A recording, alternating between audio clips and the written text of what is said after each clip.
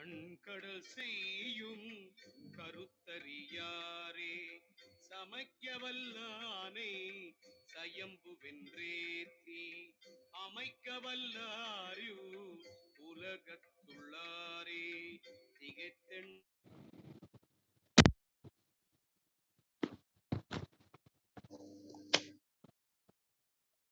அனைவருக்கும் இனிய காலை வணக்கங்கள். ஓம் திருமூல திருவடிகள் போற்றி போற்றி.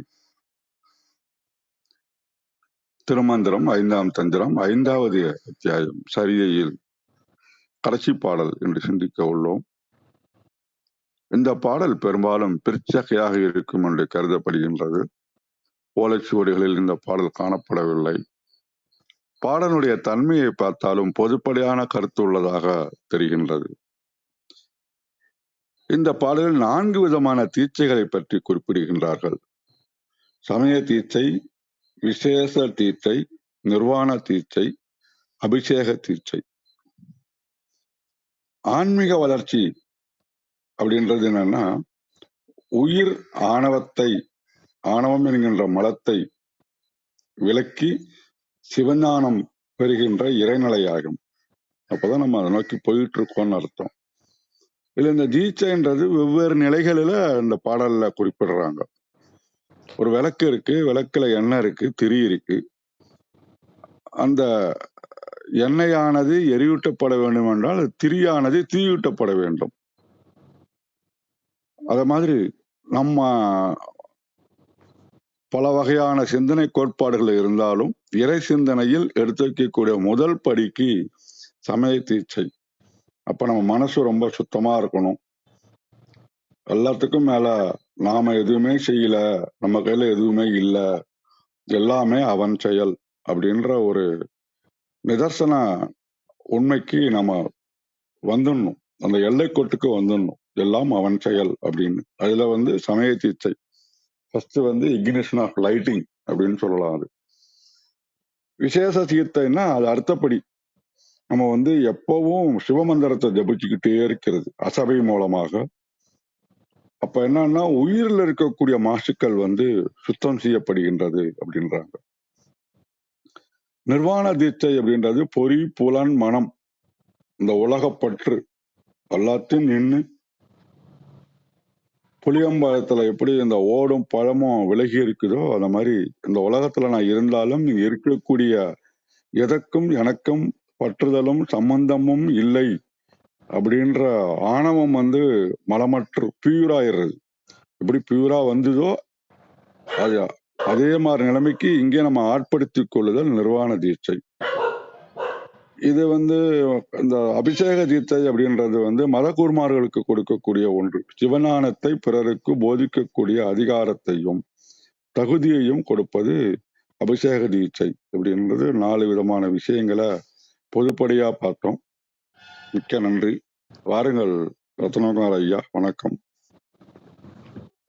நன்றிங்க. திருச்சிற்றம்பலம். திருமூலர் திருவடிகள் போற்றி போற்றி. திருமூலரின் திருமந்திரத்தில் 5ஆம் தந்திரத்தில் பாடல் 1450 பார்த்து கொண்டிருக்கின்றோம். பாடல் ஒலிக்கின்றது.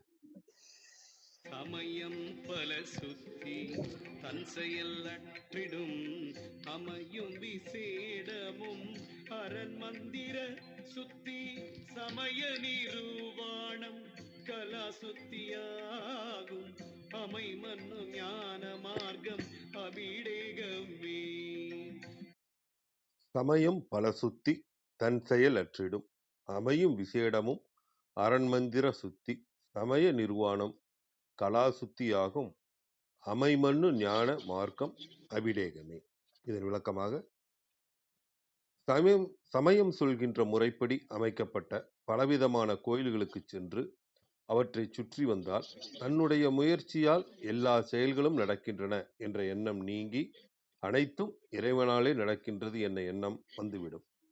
அதன் பிறகு அந்த கோயில்களில் அமைந்திருக்கின்ற சிறப்பானதும் பாதுகாக்கக்கூடியதும் ஆகிய மந்திர உச்சாடனங்கள் தம்மை தூய்மைப்படுத்திவிடும். அதன் பயனால் சமயம் என்று சொல்லப்படுகின்ற எந்த விதிமுறைகளும் அதனை சார்ந்த எண்ணங்களும் நீங்கும்படி அறிவை சுத்தம் செய்துவிடும். அதன் பிறகு தன்னுடைய சுத்தமான அறிவில் இறைவனை நிலைபெறும்படி செய்து இறையருளால் பெற்ற ஞானத்தின் வழியில் தாம் செய்கின்ற அனைத்தையும் இறைவனுக்கு அர்ப்பணிக்கின்றார். இது குறிப்பு என்ன கொடுத்திருக்காங்கன்னா, இந்த பாடல் சுவடிகளில் இல்லாததால் பிற்சேர்க்கை பாடலாக இருக்கலாம் அப்படின்னு சரவணன் ஐயா கொடுத்திருக்கிறாங்க. தேவாரம் .org இதுக்கான விளக்கம் என்னங்கிறத பார்க்கலாம்.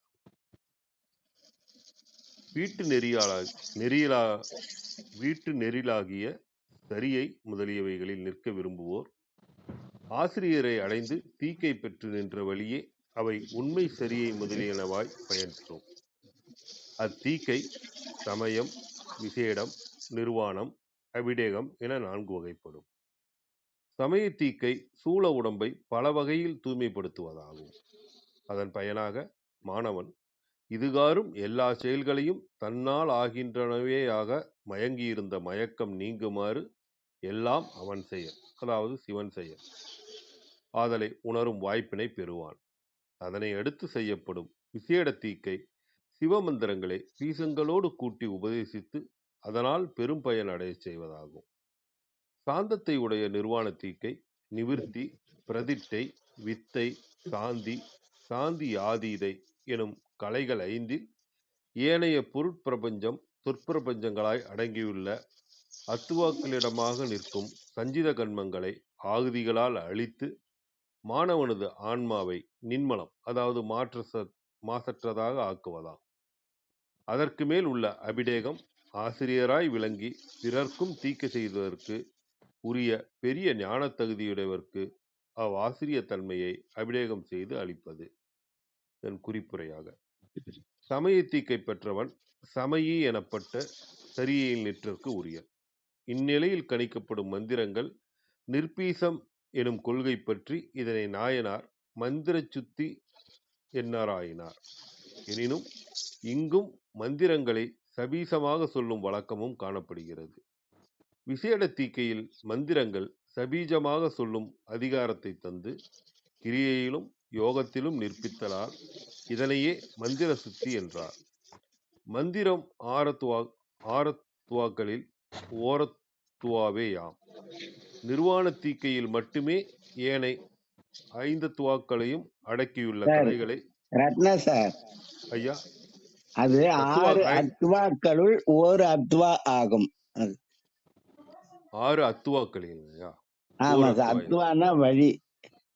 6ல 1 அப்படின்னு மொத்தம் அத்வாக்கள் 6. 6ல இது வந்து ஒரு அத்வா அப்படின்னு சொல்றாரு. நன்றிங்க. 6 கோச்சிக்காதீங்க சார். ஐயா இல்லைங்க எனக்கு புது வார்த்தையா இருக்க படிக்க கொஞ்சம் தடுமாறு, நீங்க சொல்லவும் அது ஈஸியா புரியுது. நன்றிங்க. 6 அத்துவாக்களில் ஓர் அத்துவையாம். நிர்வாண தீக்கைகளில் மட்டுமே ஏனைய அத்துவாக்களையும் 5 அத்துவாக்களையும் அடக்கியுள்ள கலைகளை சுத்தி செய்து சஞ்சித கண்மம் துளைக்கப்படுதலால் அதனையே கலா சுத்தி என்றார். நிர்பீசம் பீசாக்கரங்களோடு கூடாதது, சபீசம் பீசாக்கரத்தோடு கூடியது. சமயம், விசேடம், நிர்வாணம் எனும் 3லும் நிர்பீசம் சபீசம் எனும் 2ம் உள என்றாலும் சமயம் நிர்பீசமே, ஏனைய 2ம் சபீசமே என்றலும் ஆகிய இருவேறு கொள்கைகளும் ஆகமங்களில் உள என்பர். சபீச தீக்கை உயர்ந்தோருக்கே செய்யப்படும் என்பது ஒரு படித்தான கொள்கையாகையால் விசேடமும் நிர்வாணமும் சபீசமே என்னும் கொள்கையில் அவ்விரு தீக்கையும் உயர்ந்தோருக்கே செய்யப்படுவன என்பது விதியாய் அமையும். அமைமண்ணும் என்பதற்கு அமைந்து நிலைபெறும் என பொருள் உரைக்க. இதனால் சரியை முதலியவற்றை கூற எடுத்துக்கொண்ட நிலையில் அவற்றிற்கு உரிமையை தரும் தீக்கை வகைகள் இம்முதல் அதிகாரத்தில் சொல்லப்பட்டன அப்படின்னு இந்த தேவாரம் .org கொடுத்துருக்குறாங்க. அம்மா கௌரி அம்மா, வணக்கம் அம்மா, வாருங்கள் அம்மா.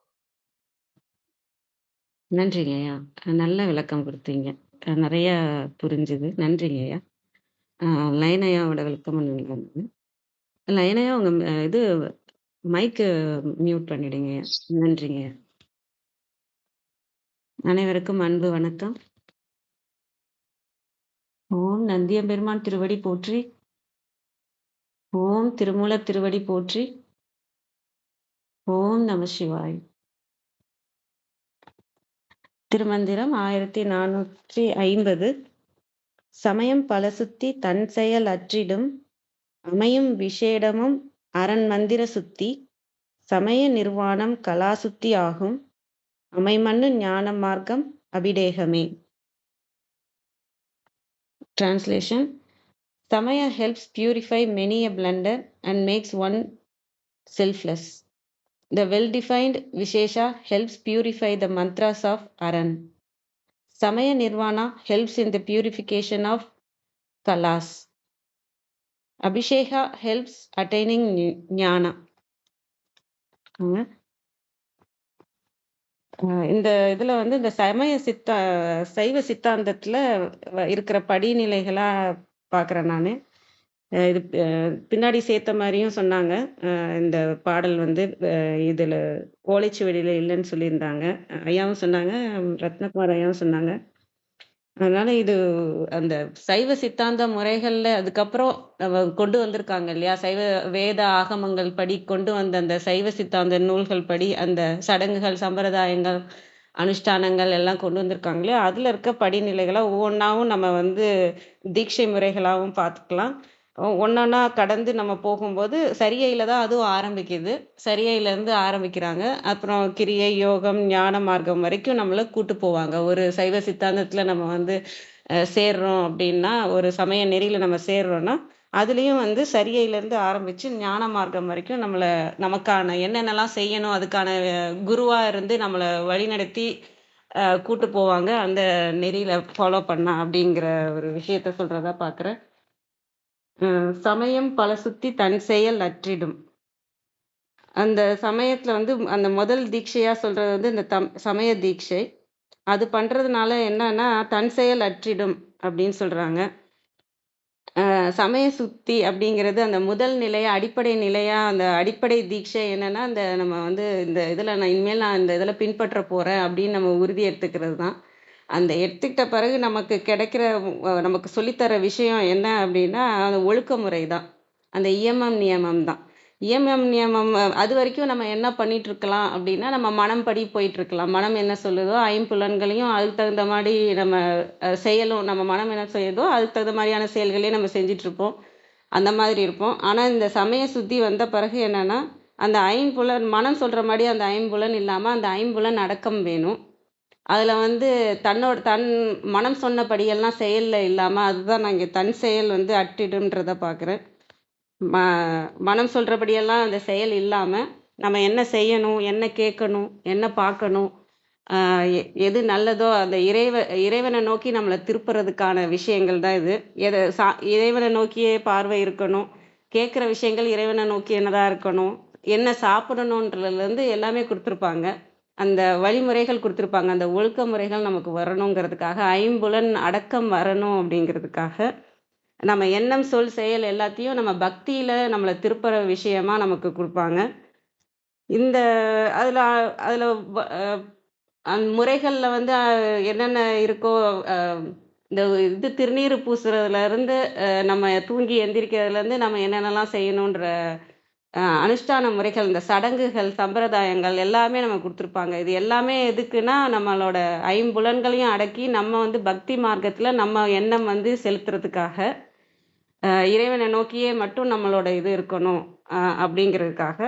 அதனால் இங்கே நான் தன் செயல் அற்றிடுங்கிறது மனம் படி இல்லாமல் இறைவனை நோக்கியதான செயல்களும், சடங்குகளும், சம்பிரதாயங்களும், ஒழுக்க முறைகளும் நமக்கு கொடுக்கப்படும். அதுபடி நம்ம கரெக்டாக அந்த சைவ சித்தாந்த நெறியில் நம்ம கரெக்டாக ஃபாலோ பண்ணுறப்ப நான் எனக்கு தெரிஞ்சதுலேருந்து இந்த இது ஐயப்ப சுவாமிக்கு நாங்கள் போகும்போது கூட அந்த முறைகள்லாம் நாங்கள் ஃபாலோ பண்ணணுன்னு, அந்த சுத்தம், மன சுத்தம் இருக்கணும், விரதம் இருந்து படைத்த உணவை தான் சாப்பிடணும், தூங்குறதுலேருந்து எந்தெந்த முறையில் தூங்கணும், இறைவன் பூஜை செய்யணும், தினமும் பூஜை செய்யணும், சாப்பிட்றது, இதுமாரி எல்லா விஷயங்கள்லையும் ஒழுக்கம் இருக்கும். அந்த அந்த இதெல்லாம் அந்த இப்போ எவ்வளோ மன ஒழுக்கன்றது எவ்வளவு முக்கியமான விஷயன்றத நான் எல்லா இடத்துலையும் பார்க்குறேன். அது சரியிலேருந்து தான் ஆரம்பிக்கிறாங்க. நம்ம ஐம்புலன் அடக்கம் வந்து அங்கே தான் ஆரம்பிக்கிறாங்க. அடுத்த நிலைக்கு, இந்த நிலையில் வந்து நம்ம நல்லா வந்திருக்கோம், நம்மளால் அந்த வைராகியத்தோட அனைத்தையும் அந்த பார்க்குற எண்ணம் சொல் செயல் எல்லாத்தையும் நம்மளால தூய்மைப்படுத்தி நிற்க முடியுது. பார்க்குற விஷயத்த தான் பார்க்குறோம், கேட்குறது தான் கேட்குறோம். நம்ம என்ன செய்யணுமோ அதுதான் செய்கிறோம், என்ன சாப்பிட்றோமோ அதுதான் சாப்பிட்றோம். நம்ம எப்படி நடந்துக்கணுமோ இறைவனை நோக்கி நம்ம பக்தியில் நம்ம திரும்பிட்டோம், அந்த தகுதி நமக்கு வந்துருச்சு அப்படின்னா அடுத்த நிலையாக வந்து மந்திர உபதேசம்ன்றது தீட்சைன்றது அவங்க கொடுக்குறாங்க. அந்த மந்திர உபதேசம் நம்ம அதை வாங்கிட்டா அதை ஜெபிக்கணும், அந்த சிவ பூஜை செய்யணும், அதுக்கான அனுஷ்டான முறைகள் சடங்கு முறைகள்லாம் கொடுக்குறாங்க. அந்த மந்திர உபதேசம் அந்த மந்திரம் நம்ம வந்து ஜெபிக்கும் போதே அந்த மந்திரத்தோட ஆற்றல் நமக்குள்ள நிறைஞ்சிருக்கும். அந்த ஆற்றல் நமக்குள்ள நிறையணுனாலே ஃபர்ஸ்ட் நம்ம இந்த சமய தீட்சையை வந்து கடந்து வந்திருக்கணும். அந்த அந்த ஆற்றல் வந்து எந்த தடையும் இல்லாமல் இருக்கணும்.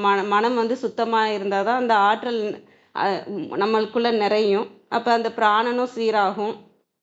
அந்த மனம் உள்ள பேசிக்கிட்டே இருக்கிற மனதுக்கு வந்து ஒரு வேலை ஒரு சாதாரணமாக அந்த ஆற்றல்லாம் அடுத்த விஷயம் ஃபர்ஸ்ட் நீங்கள் அந்த மந்திரத்தை வந்து நீங்கள் சொல்லிக்கிட்டே இருக்கும்போதே என்னென்னா அந்த மனதுக்கு நீங்கள் ஒரு பேசிக்கிட்டே இருக்க மனதுக்கு ஒரு வேலையில் கொடுத்து நிறுத்திடுறோம்.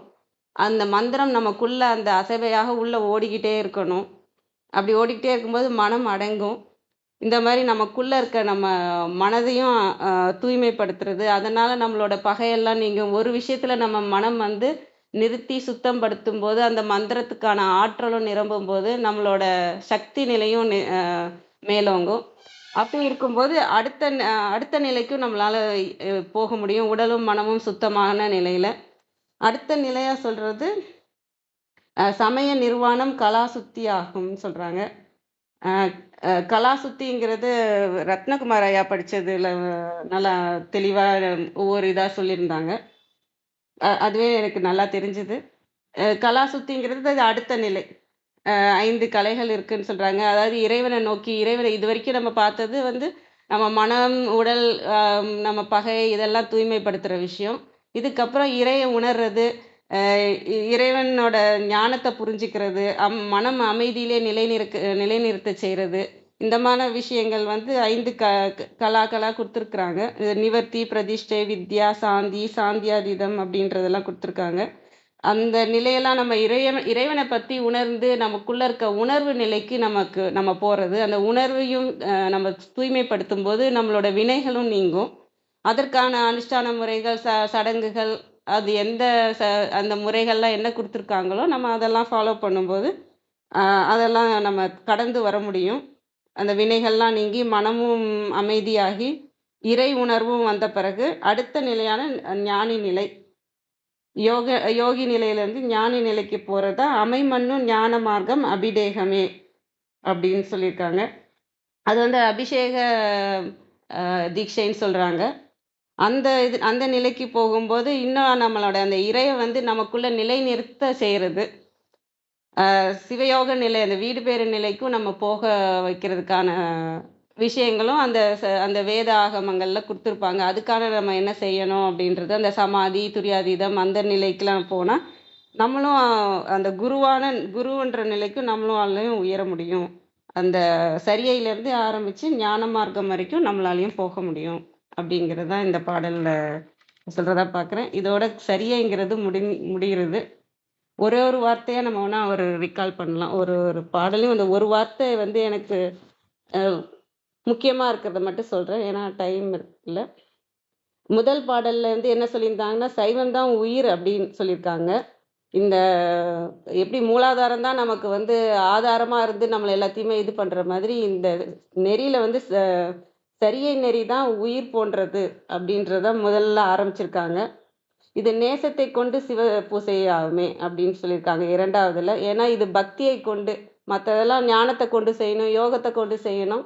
இந்த முறை வந்து இந்த சரியை முறையை வந்து பக்தியை கொண்டு நேசத்தை கொண்டு நாம் செய்யும் நெறி இது.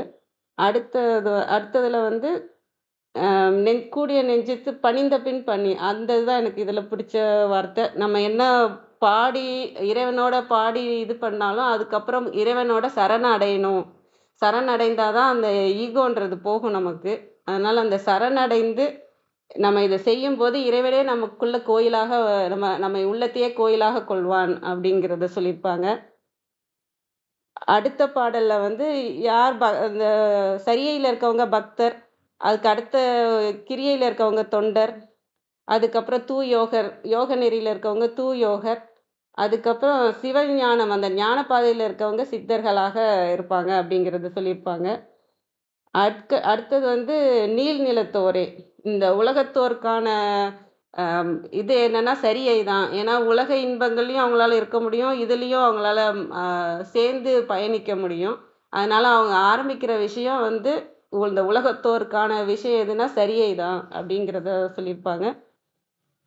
அடுத்தது வந்து நேயத்து உயர்பூசை, இந்த பக்தியை கொண்டு பெருங்கருணையை அடையிறது தான் உண்மையான சிவபூசையாக இருக்கும் அப்படிங்கிறது. நேற்று சொன்னது வந்து நந்தி தேவரை பற்றி சொன்ன பாடல் இருக்கு. அதில் வந்து என்னன்னா நந்தி தேவர் தான் அவங்க சொல்லுவாங்க, நந்தி அருளாலே மூலனை நாடிப்பின் நந்தி அருளாலே சதாசிவன் ஆயினேன்னு சொல்லுவார். நந்தி அருளாலே எல்லாமே ஒன்று ஒன்றா நடந்தது அப்படிங்கிறத சொல்லும்போது இங்கேயும் வந்து என்ன இது சொல்லுவாருன்னா, நந்தியோட அருளால் தான் மக்களுக்கு நம்ம உலக மக்களையும் வணங்க வைத்தானே அப்படின்னு அவரோட இதுபடி தான் இது எல்லாமே நடக்குது. அவர் தான் கொண்டு சேர்க்கணும்னு நினைச்சது.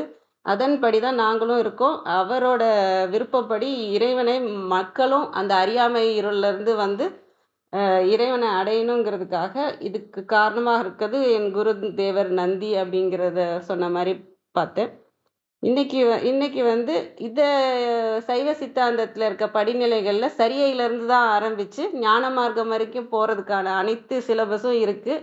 இதில் வந்து நீங்கள் ஆரம்பித்தாலும் சரியை கிரியை யோகம் ஞானம்ன்ற முறையில் நம்ம வந்து அடுத்தடுத்த நிலைக்கு இந்த சடங்குகள் சம்பிரதாயங்கள் அனுஷ்டானங்கள் இதெல்லாம் செய்தும் நம்ம வந்து இறைவனை அடைய முடியும் அப்படிங்கிறத சொல்கிறதா பார்க்குறேன். அனைவருக்கும் நன்றி. வாங்கம்மா கிருத்திகாம்மா. வணக்கம் அம்மா.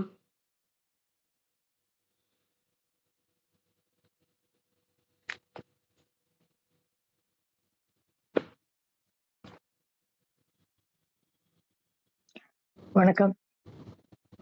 இன்றைய மந்திரத்துல வந்து நம்ம நிறைய விஷயங்கள் பார்த்தாச்சு. எல்லாருமே தெளிவான விளக்கங்கள் கொடுத்தாச்சு. கூடுதல் விளக்கம் கொடுக்கறதுக்கு எதுவுமே இல்லை. ஆனா இந்த ஒரே ஒரு கேள்வி மாத்திரம் நம்ம கேட்டுக்கணும். நேற்றுக்கு வந்து 6 வேதாந்தம் சித்தாந்தம் இந்த 6ஐயும் தாண்டி பொன்னகர் போந்து மருளாகும் ஆந்தர் வணங்கவைதானே அப்படின்னு சொல்லிட்டாரு அவர். அப்போ அவங்கள வணங்க அத்தகைய மனிதர்களுக்கான ஒரு விஷயம் அப்படின்னு சொல்லியாச்சு. அது வந்து எதை தாண்டி நிற்கக்கூடியது அப்படின்னு விரிவான வேதாந்த சித்தாந்தம் மாறும் அதை தாண்டி அப்படின்னும் அவர் சொல்லி முடிச்சாச்சு. அப்ப ஏன் இந்த இடத்துல சமயம் பல சுத்தி தன் செயல் அற்றிடும் அப்படின்னு ஒரு ஒரு திருப்பி ஒரு ரீகேப் மாதிரியான ஒரு விஷயத்த சொல்றாரு. எதற்கு அப்படின்னா எனக்குள்ள இந்த கேள்வி வந்துச்சு, ஏன் இதை திருப்பி இந்த இடத்துல சொல்றாரு அப்படின்னு சொல்லிட்டு. அப்ப எனக்கு கிடைச்ச பதில் என்ன அப்படின்னா, அவர் வந்து நம்மள வந்து ரொம்ப தெளிவா இருக்க வைக்கிறார். என்ன அப்படின்னாக்க இந்த தீட்சைகள் படிநிலைகள் அப்படிங்கிறத தாண்டி அந்த அந்த சுத்தி நமக்குள்ள நிகழணும். இப்போ இந்த அநேக தீட்சைகள் வந்து இந்த அபிஷேகம் அதெல்லாமே புறத்தை நடக்கக்கூடியது. இப்ப நீங்க நம்ம இப்போ கையில வெறும்னு தண்ணி ஊத்துறோம்னா கை அலம்புறோம்னு சொல்லுவோம் இல்லைங்களா? கால் அலம்புறோம்னு சொல்லுவோம். ஆனா மேல இருந்து தலைக்கு மேல தண்ணி கொட்டுறதான் நம்ம வந்து அபிஷேகம் அப்படின்னு சொல்லுவோம்.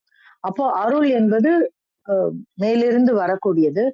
அந்த தீட்சை அதுதான் அபிஷேகமே, ஞான மார்க்க அபிஷேகமே, அமைமன்னு ஞான மார்க்கம்.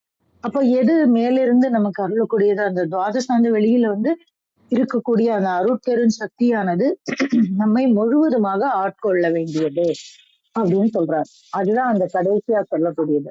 அப்போ அப்படி நடக்கும்போது அது நடக்கிறதுக்கு முன்னாடி நடக்கக்கூடிய படிநிலைகளையும் சொல்றாரு. என்னது?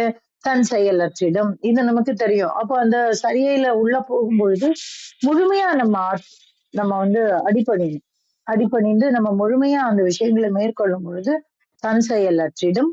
அப்புறம் அங்க இருந்து அடுத்த லெவலுக்கு இதெல்லாம் நம்ம பார்த்துட்டோம். லயனையால இருந்து ரத்னையா வரைக்கும் கௌரிமா வரைக்கும் சொல்லிட்டாங்க அது என்ன தீட்சை, அது எப்படி நடக்கும். இது இது எல்லாமே இந்த ஆகமங்களின் வழி நின்று நாம் செய்யக்கூடியது. நேத்திக்கு சொன்னோம் பார்த்தோம் இல்லையா எத்தனை ஆகமங்கள் இருக்கு அப்படின்னு. அப்போ அத்தனையும் ஆகமங்களின் வழி நின்று ஏற்கனவே எழுதப்பட்ட நெறிமுறைகளின்படி நடக்கக்கூடிய ஒரு விஷயமா இருக்கு. ஆனா இந்த அமைமன்னு ஞான மார்க்கம் அபிஷேகமே அப்படிங்கிறது இந்த ஆகமங்களின் நெறி நின்று நாம் பற்றி கொண்ட ஒரு விஷயத்தை இறையம்பெருமானின் கருணையினால் நம்ம முழுவதுமாக ஸ்வீகரிக்கக்கூடிய ஒரு ஒரு நிலை. அதான் அபிஷேகமே அப்படின்னு அந்த இந்த இந்த இந்த மந்திரத்திலேயே மிக மிக முக்கியமான ஒரு பகுதி இருக்கு அப்படின்னா ஞான மார்க்கம் அபிஷேகமே அப்படின்னு சொல்றாங்க. சோ இந்த இந்த இடத்த நம்மளால தொட முடியும் அப்படின்னா இந்த சரியை பிரிவுகளை தாண்டி நம்மால் அந்த துவாதசாந்துகளில் இருக்கக்கூடிய அருட்பெரும் சக்தியை அருட்பெரும் கருணையை நம்மால் பற்றி கொள்ள முடியும் என்றால் அது நமக்கு தீட்சை, அதாவது நிர்வாண தீட்சையை அளிக்கும். அதாவது எந்த சமயத்திலும் பற்று இருக்காது. எல்லாவற்றையும் அதுக்காக எதையும் நிராகரிக்கிறது இல்லை, எல்லாவற்றையும் சமமாக நாம் சமய நிர்வாணம் அப்படின்னு சொல்றாரு. அதுனா அதை தாண்டி இருக்கக்கூடிய பேருண்மையை பற்றி கொள்ளுதல். அந்த இடத்துக்கு நீங்க போகணும். ஏன்னா இந்த சரியையில இருக்கக்கூடிய மிகப்பெரிய ஒரு ஒரு விஷயம் என்னன்னா நம்ம அந்த சமயத்தை பற்றி கொண்டு விடுவோம். நான் இதுதான் பெருசு அப்படின்னு சொல்லிட்டு. ஆனா அதை தாண்டி நீங்க இந்த இடத்துக்கு போகணும் அப்படின்னு ஒரு இலக்கை நமக்கு காமிச்சு கொடுக்குறாரு. இவ்வளவு விஷயம் இந்த டிஸ்கின்னு சொல்லுவோம்ல, எல்லாத்தையும் சொல்லிட்டு கடைசியில ஒரு டிக்ளரேஷன். நம்ம இது ஒரு தவறான உதாரணம் தான், ஆனாலும் நான் சொல்றேன். இந்த தீங்கு விளைவிக்கக்கூடிய அந்த புகை மாதிரியான பழக்கங்களை டிவியில ஆட் போடும்போது கீழே ஒரு டிஸ்கி இருக்கும், டிக்ளரேஷன் இருக்கும். என்னன்னா இது புகை உடலுக்கு கெடுதி அப்படின்னு சொல்லுவாங்க. அந்த மாதிரி அவர் என்ன பண்றாரு இப்போ அப்படின்னா சமயத்தினுடைய அத்தனை அருமை பெருமைகளையும் சரியையினுடைய அத்தனை அருமை பெருமைகளையும் நமக்கு சொல்லி கொடுத்துட்டு நீ அதுல மாட்டின்றாத, அத ஒரு ஏணியா நீ உபயோகம் பண்ண, நீ அதுக்கு மேல நீ போக வேண்டிய இலக்கு இருக்கு அப்படின்னு சொல்லி ஒரு ஒரு புள்ளி வைக்கிறார்.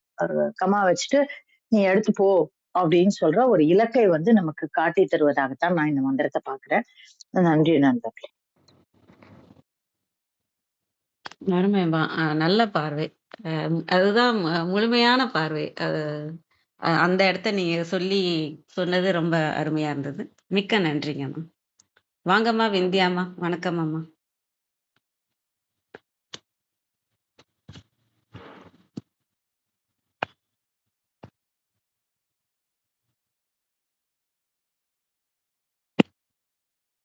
விந்தியாம்மா மியூட்ல தான் இருக்கு இன்னும்.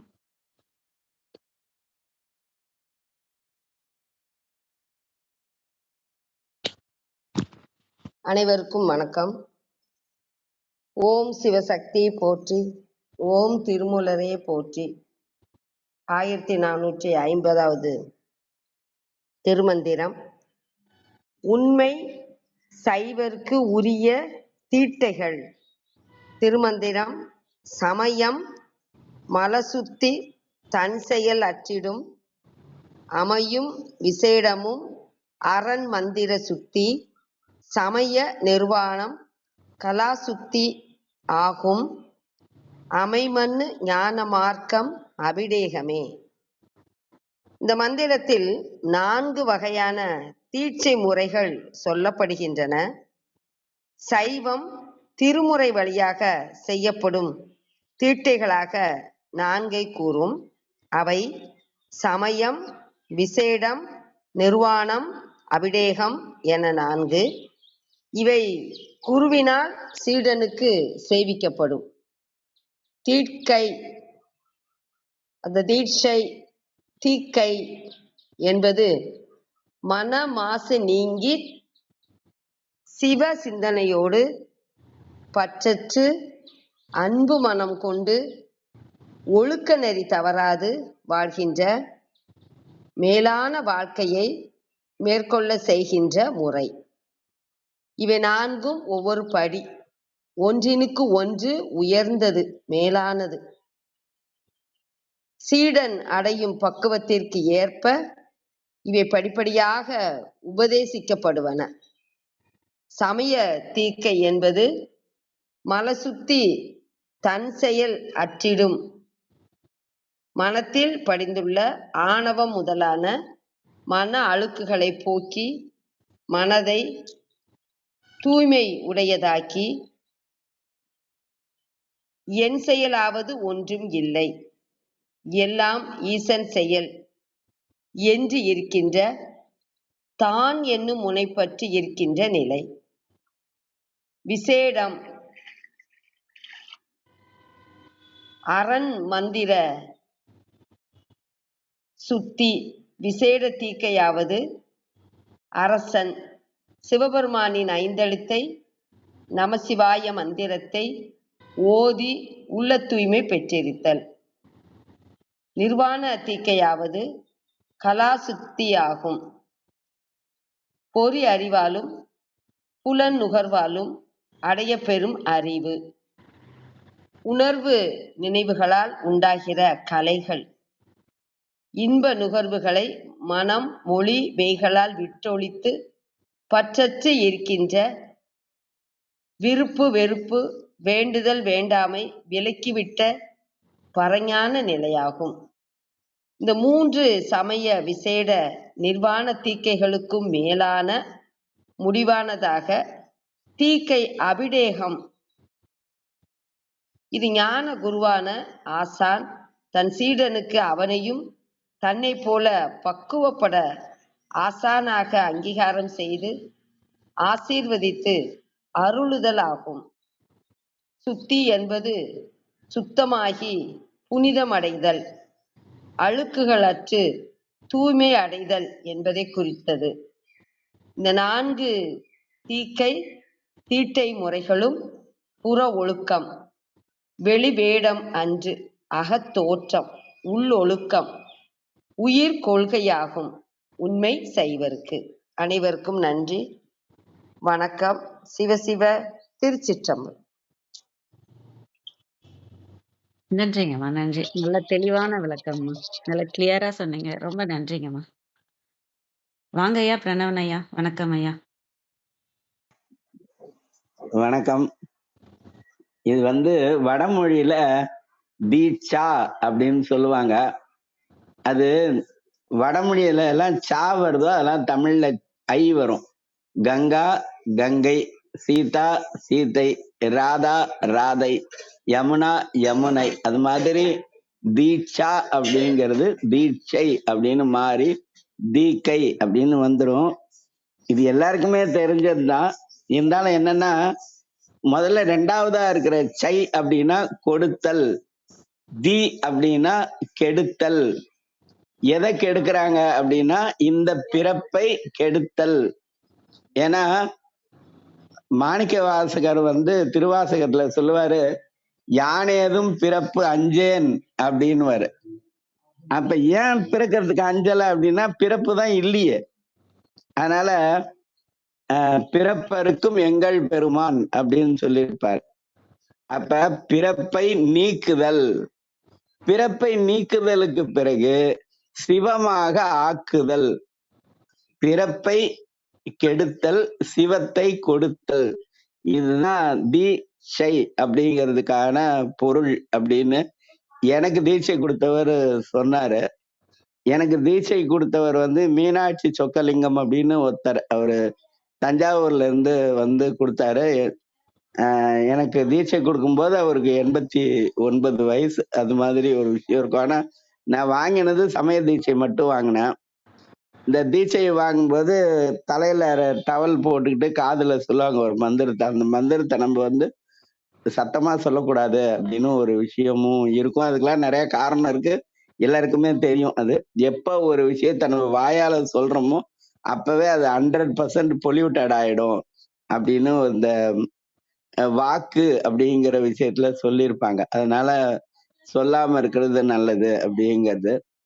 ஏன்னா சினிமா பாட்டிலேயே சொல்லியிருப்பாங்க பாருங்க, சொல்லாத சொல்லுக்கு விலை ஏதும் இல்லை அப்படின்னு சொல்லியிருப்பாங்க. வேல்யூவே கிடையாது, அது வேல்யூ ஆட் ஆயிட்டே போகும். அது மாதிரி ஒரு விஷயம் இருக்கும். அதனால இந்த தீட்சையை பத்தி நம்ம என்ன புரிஞ்சுக்கணும்னா, ஒரு பொயிட்ரி, ஒரு செய்யுள் எடுத்துக்கிட்டோம்னா நம்ம அதை செய்யுள்னு தான் சொல்லணும், பாட்டுன்னு சொல்லக்கூடாது. பாட்டுங்கிறது என்னன்னா சாங் இருக்கு பாருங்க, அதுதான் பாட்டு. ஆனா செய்யுள் வந்து பொயிட்ரி, அது செய்யுள் அப்படின்னு சொன்னா இன்னும் நல்லதுங்க அது. அதே மாதிரி கடைசி அப்படின்னு சொல்லக்கூடாது, நிறைவு அப்படின்னு சொல்லணும். இந்த கடைசிங்கிறது புரியிற வார்த்தை தான், ஆனா நிறைவு அப்படிங்கிறது தான் ஒரு மங்களகரமான சொல். சரியில்லை, இது வந்து நிறைவான செய்யுள், நிறைவான மந்திரம். அதான் இதுக்கு மந்திரம்ங்கிற ஒரு அருமையான சொல்லே இருக்கு, நிறைவான மந்திரம் இது. இப்ப நம்ம ஒரு செய்யுள் எடுத்துக்கிட்டோம்னா அதுல 4 வரி இருக்கும். இப்ப வந்து எல்லாருக்கும் தெரிஞ்ச ஏதாவது ஒரு பாட்டை பார்த்தோம்னா, இப்ப பெரிய புராணத்துல முதல் பாட்டு அதையே பார்ப்போம். அதுல என்னன்னா, உலகலாம் உணர்ந்து ஓதற்கு அரியவன். இது வந்து சமய தீட்சையை குறிக்கும். அதுக்கு அடுத்தது நில உலாவிய நீர்மலி வேணியன். இது வந்து விசேட தீட்சையை குறிக்கும். அடுத்தது அலையில் சோதியன் அம்பலத்து ஆடுவான். இது வந்து நிர்வாண தீட்சையை குறிக்கும். அடுத்தது மலர் சிலம்படி வாழ்த்தி வணங்குவாம். இது வந்து அபிஷேக தீட்சையை குறிக்கும். இந்த மாதிரி ஒரு ஒரு செய்யுள்லையும் எடுத்துக்கிட்டோம்னா 4 வரி இருக்கும். அப்ப முதல் வரி சமய தீட்சையும், 2வது வரி விசேட தீட்சையும், 3வது வரி நிர்வாண தீட்சையும், 4வது வரி வந்து அபிஷேக தீட்சையும் குறிக்கும். ஆனா இந்த 3வது நிர்வாண தீட்சை வாங்கிறது அப்படிங்கிறது என்னன்னா, நமக்கான குடும்பத்துல இருக்கக்கூடிய கடமைகள், பிள்ளைகளுக்கான திருமணம், இது எல்லாத்தையும் முடிச்ச பிறகு அப்புறமா தான் அந்த நிர்வாண தீட்சையை வாங்குவாங்க. இது பொதுவா ஒண்ணு. இதுல இன்னொரு விஷயமும் இருக்கு. இப்ப நமக்கு உயிர் ஒடுக்கம், அந்த டெத்து அப்படின்னு சொல்றோம்ல, பர்த்ன்னு இருந்தாலே டெத் இருக்கும்ல, பர்த்து டெத்து அந்த எர்த்து அப்படின்னு சொல்லுவோம். அந்த டெத்து வரும்போது அந்த தீட்சையை வந்து இறக்கிடணும் அப்படின்னும் சொல்லுவாங்க. அது மாதிரி ஒரு விஷயம் இருக்கும். இதுல என்னன்னா ஒழுக்கம் தான், அந்த ஒழுக்கத்தை நம்ம வந்து தொடர்ந்து பின்பற்றணும். அனுஷ்டானம் சொல்றோம்ல, அதை தொடர்ந்து செய்யணுங்கிறதுக்காக தான் இத கொடுத்துருக்காங்க. ரொம்ப சிறப்பு. ஆனா இந்த தீட்சையால என்ன நன்மை? இப்ப நம்ம சபரிமலைக்கு போறவங்களுக்கெல்லாம் ஒருத்தர் வந்து தலைமை ஏற்று வழி நடத்துவார்ல, அவருக்கு பேரே குரு சுவாமி அப்படின்னு சொல்லுவோம் நம்ம. அது மாதிரி ஒரு விஷயம் இருக்கும். அப்ப அது மாதிரி நமக்கு குருவா இருக்கிறவங்க வந்து சொல்றத அப்படியே நம்ம கேட்டுக்கணுங்க, அதான் ரொம்ப முக்கியம். இதுக்கு வந்து உடம்பு மனசு எல்லாம் தூய்மையா இருக்கிற மாதிரி திருவருட்பா 6ஆம் திருமுறை, அந்த 6ஆம் திருமுறையில அபயத்திறன் அப்படின்னு ஒரு பகுதி இருக்கு. அந்த அபயத்திறன்ல 13 பாட்டு இருக்கும். அதுல இன்னைக்கு நம்ம பார்க்க போறது 2வது பாட்டு மட்டும். முதல் பாட்டு இன்னும் சிறப்பா இருக்கும், ஆனா அது வட்டவான் சுடரே வளரொளி விளக்கே அப்படின்னு வரும். ஆனா இந்த 2வது பாட்டு தீட்சைக்கு ஓரளவுக்கு பொருந்தும். புன்படா உடம்பும் புரைப்படா மனமும், புரைனா குற்றம், புன்படா உடம்பும் புரைப்படா மனமும் பொருந்தி, புன்படா உடம்பும் புரைப்படா மனமும் பொருந்தி, கண்படாது இரவும் பகலும் நிந்தனையே கருத்தில் வைத்து ஏத்துதற்கு இசைந்தேன். நிந்தனையே கருத்தில் வைத்து ஏத்துதற்கு இசைந்தேன். இந்த ஏத்துதலால் என்ன பயன் அப்படிங்கிறது அபிராமி அந்தாதியோட 26வது பாட்டுல இருக்கும், நீங்க பாத்துக்கோங்க. புன்படா உடம்பும் புரைப்படா மனமும் பொருந்தி, கண்படாது இரவும் பகலும். கண்படாதுன்னா உறக்கமே இல்லாம உறக்கத்தை கூட விட்டுறது. கண்படாது இரவும் பகலும் நிந்தனையே கருத்தில் வைத்து ஏத்துதற்கு இசைந்தேன். உண்பனே எனினும் உடுப்பனே எனினும் உலகவரை நம்புகிலேன்.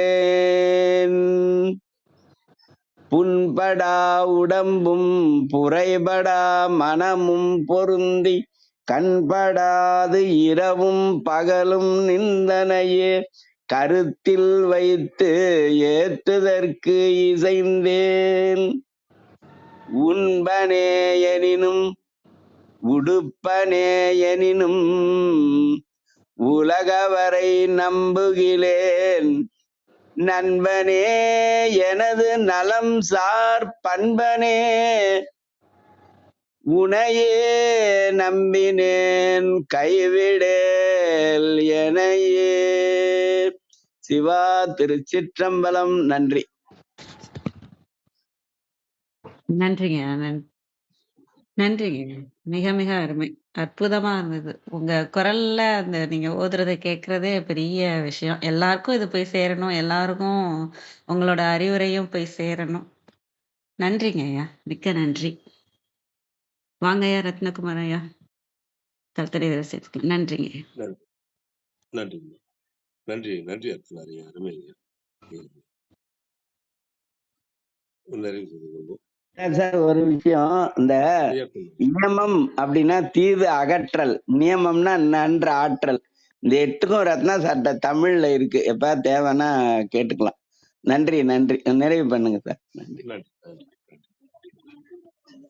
யான் பெற்ற இன்பம் பெருக இவ்வையகம் வான் பற்றி நின்ற மறைபொருள் சொல்லிட்டேன் என்றும் காலை எழுந்து கருத்தறிந்தோதிரின் ஞான தலைவனே நன்னவர் என்று என்றும் கூறிய திருமூலரின் கூற்றிற்கேற்ப வந்திருந்து கருத்துக்களை கூறி தெளிவுபடுத்திய சான்றோர்களுக்கும் செவி கொடுத்து சிறப்பித்த மெய்யன்பர்களுக்கும் மிக்க நன்றி. தளம் நிறைவடைகிறது. மீண்டும் நாளை காலை 6:30 மணிக்கு கேள்வி ஞானம் ஆன்ம சுவாசம் நிகழ்ந்து சந்திப்போம்.